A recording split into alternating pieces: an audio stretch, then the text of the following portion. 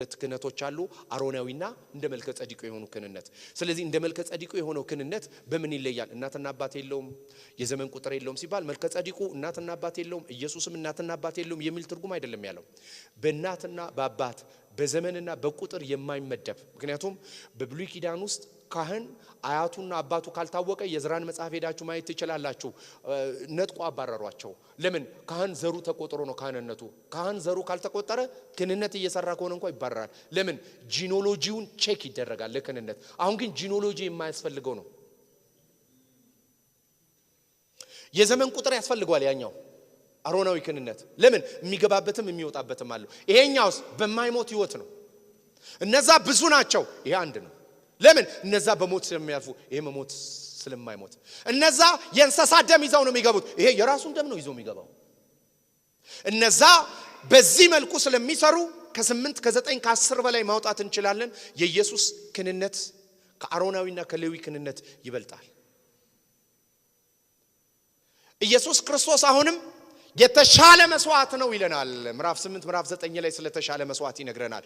የበግና የወይፈን ደም በየዓመቱ ቀጠሮ የሚሰጥ ከሞተ ህሊና ሊያነጻ የማይችል ውጭ ላይ የሚረጭ ጊዜያዊ ነው፣ ቴምፖራሪ ነው። ውጭ ነው የሚያጠራው፣ ህሊናን ማጥራት አይችልም። የኢየሱስ ከሞተ ህሊና ነጻ ያወጣል። በአንድ መስዋዕት ለዘላለም ነው። ስለዚህ ኢየሱስ የተሻለ መስዋዕት ነው። የበግና የወይፈን ደም ከሰራው በላይ የኢየሱስ ደም ሰርቷል። ስለዚህ ወደ ተሻለ ደም መተናል። ከአቤል ይልቅ የሚናገር ደም መተናል። የአቤል ደም ወንድሜ ገድሎኛል ግደልልኝ ነው የሚለው። የኢየሱስ ደም ሞቸለቻለውና ይታለፉ ነው የሚለው። ያኛው ለፍርድ፣ ይሄ ለምህረት። ወደዚህ ደም ቀርበናል፣ ወደዚህ ደም ደርሰናል። ካህኑ ወደ ቅድስተ ቅዱሳን ገብቶ ይረጨዋል ታቦቱን። የምህረት ማስተሰሪያ ሆሎስኮማ የምንለው የምህረት መክደኛ አለ። የምህረት መክደኛችን አዲስ እንዳልና ላይ ሮሜ መጽሐፍ ምዕራፍ 3 ላይ ኢየሱስ ነው ይለናል።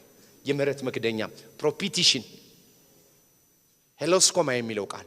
ስለዚህ ኪሩቤል የእግዚአብሔርን ግሎሪ የሚወክሉ፣ ከዛስ በኋላ የምህረት መክደኛ ከስር እስራኤልን የሚከስ 10ቱ ትእዛዛት አለ። ያሮን በትር አለ፣ ህብስቱ አለ፣ 10ቱ ትእዛዛት አለ። 10ቱ ትእዛዛት ጀስቲስ ይፈልጋል እስራኤል እንዲሞት። ስለዚህ በምትክነት ደሙ ወደዛ ይረጫል።